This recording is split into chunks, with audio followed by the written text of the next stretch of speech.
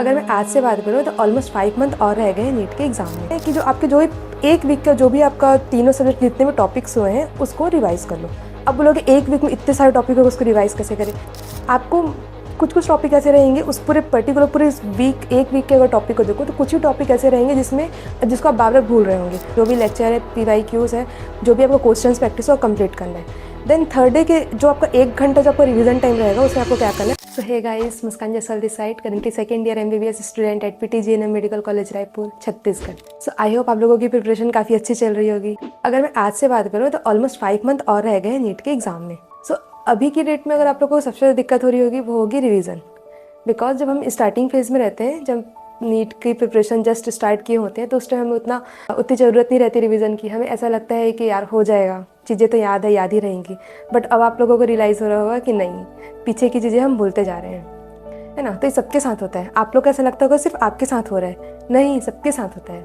अगर हम आगे की चीज़ें पढ़ते जाएंगे, आगे ज़्यादा फोकस करेंगे, पीछे की चीज़ें को थोड़ा इग्नोर करते जाएंगे तो वो चीज़ें याद नहीं रहती, वो हम भूल जाते हैं। सो ऐसा क्या करें कि हमें पीछे की सारी चीज़ें याद रहें। तो इसका सिर्फ एक ही आंसर है कि हमें रिवाइज़ करना पड़ेगा, और रिवाइज़ आपको ही करना है। इसमें कोई बहुत बड़ा रॉकेट साइंस नहीं है, वो करना ही पड़ेगा। हाँ, रिवाइज़ किस पैटर्न में करना चाहिए, किस वे में करना चाहिए, ताकि हमें ऑलमोस्ट सारी चीज़ें नहीं तो ऑलमोस्ट थोड़ी बहुत चीज़ें, एटलीस्ट जितना हम कर सकते हैं 80 to 90% चीज़ें हमें याद रहें। सो आज हम इसी टॉपिक पे बात करेंगे कि रिवीजन किस तरह से करना चाहिए। देखो, अगर हम नीट के एग्ज़ाम की बात करें तो नीट के एग्ज़ाम में ये इंपॉर्टेंट नहीं रखता है कि आप कितने घंटे पढ़ाई कर रहे हैं, कितना पढ़ाई कर रहे हैं, ये इंपॉर्टेंट नहीं करता। पढ़ता हर कोई है, हर कोई पढ़ेगा, ऑलमोस्ट सारे ही बच्चे पढ़ते हैं। लेकिन एग्ज़ाम में सबसे ज़्यादा इम्पॉर्टेंट ये है कि उस एग्ज़ाम के दिन, नीट के एग्ज़ाम के दिन, आप कितनी सारी चीज़ें आपको याद हैं। क्योंकि आपको वहाँ एक क्वेश्चन के लिए सिर्फ 1 ही मिनट मिलेगा, तो उस 1 मिनट में उस पर्टिकुलर क्वेश्चन के पर्टिकुलर कॉन्सेप्ट को, इतने सारे सिलेबस में से उस कॉन्सेप्ट को आप याद कर पा रहे हैं कि नहीं, आपको वो याद आ रहा है कि नहीं आ रहा है एट द मोमेंट पे। सो सबसे ज़्यादा इंपॉर्टेंट है रिवीजन। इसलिए अगर कोई मेरे से पूछेगा कि अगर मेरे को एक चैप्टर आगे का मैं पढ़ूँ या फिर मैं पीछे कुछ टॉपिक रिवाइज़ कर लूँ, तो मैं तो यही सजेस्ट करूँगी कि आगे पढ़ने से अच्छा है, आगे तो आप कर ही रहे हो, आगे पढ़ने से अच्छा थोड़ा टाइम निकाल के आप पीछे के टॉपिक अप्रोच करो। क्योंकि एटलीस्ट मेरा कहने का मतलब ये है, आप जितना भी पढ़ो अगर उससे क्वेश्चन है तो बन जाने चाहिए। इसलिए रिवीजन बहुत इंपॉर्टेंट है नीट के एग्ज़ाम में। सो आप लोग पूछते हैं बार बार कि क्या स्ट्रैटेजी होनी चाहिए। तो देखो, स्ट्रैटेजी ऐसा कुछ नहीं होता है, सबकी अपनी अपनी स्ट्रैटेजी होती है। मैं इसमें कोई रॉकेट साइंस नहीं बताऊँगी, जो फैक्ट है, जो मैंने अप्लाई किया मैं वही बताऊँगी। सो देखो, स्ट्रैटेजी ऐसा कुछ नहीं है, सबकी अपनी अपनी स्ट्रैटेजी होती है। और रही बात रिवीजन की, तो आप लोग को बस इतना याद रखना है कि कोई भी चैप्टर आपके माइंड से ना निकले। अगर आपको ऐसा फील हो रहा है कि कोई भी टॉपिक या कोई भी चैप्टर आपके माइंड से निकल रहा है, स्किप हो रहा है, आप भूल रहे हैं, मतलब आपको उस टाइम पे रिवीजन की ज़रूरत है। सो अब सबसे पहले आता है कि रिवीजन कैसे करें। तो इसमें सबसे पहली चीज़ होती है डेली रिवीजन। डेली रिवीजन मतलब देखो, आप जो भी, चाहे आप ऑफलाइन क्लासेस ले रहे हो या ऑनलाइन क्लासेस ले रहे हो, तो आप जो भी टॉपिक पढ़ें, लाइक आप थर्मोडायनेमिक्स का कुछ टॉपिक पढ़ें, तो आप उस पर्टिकुलर टॉपिक को घर आके आज ही रिवाइज़ करो। मतलब उससे रिलेटेड जो भी, उस पर्टिकुलर टॉपिक से रिलेटेड जो भी आपके PYQs है, जो भी आपके मॉड्यूल्स वगैरह हैं, जो भी क्वेश्चन है, आप उसे आज ही करके ख़त्म कर दो। देन जब दूसरे दिन, मतलब नेक्स्ट डे, सेकेंड डे, जब आप क्लास जाएंगे तो क्लास जाने से पहले 10-15 मिनट सिर्फ उस टॉपिक को वापस से एक बार देख लो। अब आप लोग को लगेगा, कई बार ऐसा मैं भी सोचती थी कि 10-15 मिनट में क्या ही रिवीजन होगा, इससे अच्छा जब पूरा चैप्टर खत्म हो जाएगा तो लास्ट में रिवीजन करेंगे। नहीं, जब लास्ट में रिवीजन करोगे ना, सो बहुत टाइम लगेगा। इसलिए जब पहली बार किसी टॉपिक को पढ़ रहे हो, उसको बहुत अच्छे से पढ़ो ताकि रिवीजन में कम टाइम लगे।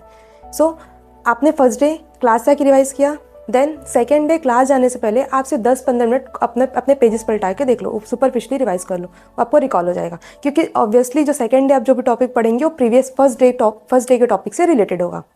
देन सेकेंड डे क्लास आने के बाद सेम वही प्रोसीजर करना है।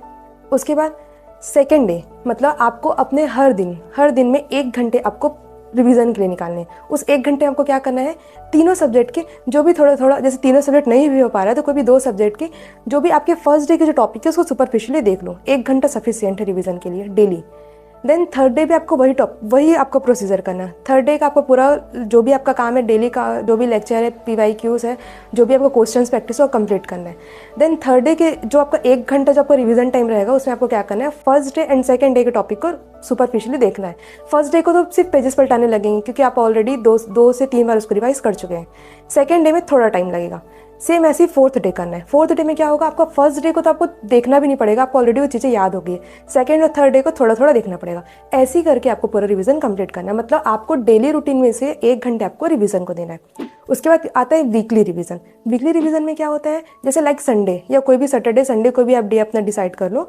उसमें आपका क्या है, एक तो संडे को ऐसा रहता है कि क्लासेस ऑफ रहती है, टेस्ट बस दिलाना रहता है, तो आपके सफिशिएंट टाइम रहता है। तो आप उस दिन क्या कर सकते हैं कि जो एक वीक का जो भी आपका तीनों सब्जेक्ट जितने भी टॉपिक्स हुए हैं उसको रिवाइज कर लो।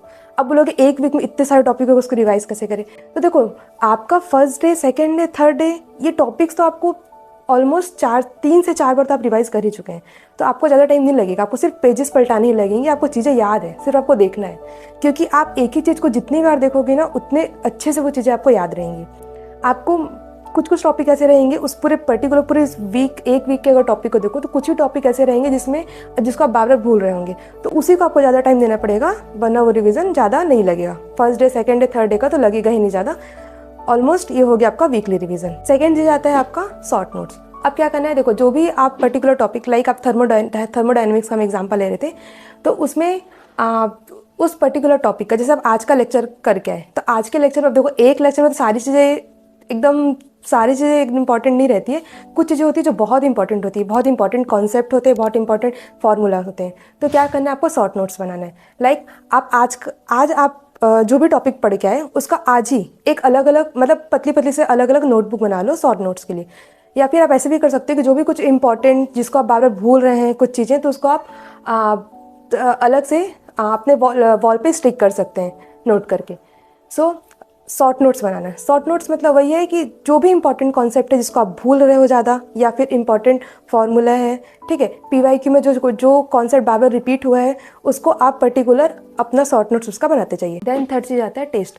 देखो जनरली क्या होता है कि हम टेस्ट से भागते हैं, हम टेस्ट दिलाना नहीं चाहते, बट आपको टेस्ट स्किप नहीं करना है, प्रॉपर वे में टेस्ट दिलाना है। क्योंकि टेस्ट एक बहुत अच्छा वे है रिवीजन करने के लिए। क्योंकि जैसे ही आपको टेस्ट दिलाना होता है तो आपको एक टारगेट, एक टॉपिक मिल जाता है कि हाँ आपको इस वीक आपको इतने टॉपिक अप्रोच करने हैं। देखो अभी आपके चैप्टर वाइज टेस्ट होंगे, मतलब माइनर टेस्ट होगा, देन कुछ दिन बाद मेजर टेस्ट होगा। तो सोचो आप एक टॉपिक को एक पर्टिकुलर टॉपिक को आप इतने बार रिवाइज कर चुके हैं। सो जब आप टेस्ट दिलाएंगे तो आप बहुत अच्छे से उसको और अच्छे से रिवाइज करोगे। क्योंकि आपको ऐसा रहेगा ना कि टेस्ट में अच्छे मार्क्स लाने हैं, तो आप उसे बहुत अच्छे से पढ़ोगे। इसलिए टेस्ट अच्छे से दिलाना, टेस्ट से भागना नहीं है। टेस्ट से डरने का रीज़न ये रहता है कि हम इसलिए डरते हैं कि मार्क्स कम आएंगे तो पेरेंट्स डांटेंगे। तो देखो मेरे को जहाँ तक लगता है कि टेस्ट के मार्क्स उतने मैटर नहीं करते जितना टेस्ट पेपर एनालिसिस करना मैटर करता है। देखो आप किसी एक टॉपिक को लेकर आप थर्मोडायनेमिक्स का हम लेके चल रहे थे, अगर आप उसका आपको टेस्ट दिलाना है, आप उसको बहुत बार रिवाइज कर चुके हैं, आप उसका शॉर्ट नोट्स भी बना चुके हैं, बहुत अच्छे से पढ़ रहे हो, लेकिन हो सकता है कि कुछ कॉन्सेप्ट आप भूल रहे हो, कुछ आपसे मिस हो रहा हो, तो ये कैसे पता चलेगा? ये टेस्ट से ही पता चलेगा। आप टेस्ट दिलाएंगे सो जो भी कॉन्सेप्ट के क्वेश्चन आपसे नहीं बन रहे हैं, स्किप हो रहे हैं, या मतलब उस टाइम पे आपको याद नहीं आ रहा है वो कॉन्सेप्ट, तो आपको उसको वापस जाके रिवाइज करना है, ताकि उस कॉन्सेप्ट की क्वेश्चन अगर नीट में आए तब उसे डील कर लो। सो ओवरऑल आपको करना क्या है, डेली रिवीजन करना है, डेली 1 घंटे आपको प्रॉपर रिवीजन के लिए देना है। देन शॉर्ट नोट्स प्रॉपर बनाना है, शॉर्ट नोट्स को बार बार रिवाइज करना है। अभी आपको शॉर्ट नोट्स की इंपॉर्टेंस उतनी पता नहीं चल रही होगी, लेकिन जब नीट का एग्जाम रहेगा ना, नीट के एग्जाम के 1 दिन पहले जब आपको पूरा सिलेबस 1 दिन में रिवाइज करना है, तो उस टाइम सब कुछ आप नहीं पढ़ सकते। सो ये शॉर्ट नोट्स बहुत काम आते हैं। तो शॉर्ट नोट्स बनाइए, प्रॉपर उसको रिवाइज करो और टेस्ट प्रॉपर दिलाओ। सो इससे रिलेटेड और भी जो भी आपके डाउट्स होंगे, जो भी आपके क्वेश्चंस होंगे, आप मुझसे कमेंट सेक्शन में पूछ सकते हो। सो अच्छे से पढ़ते रहिए। Okay bye.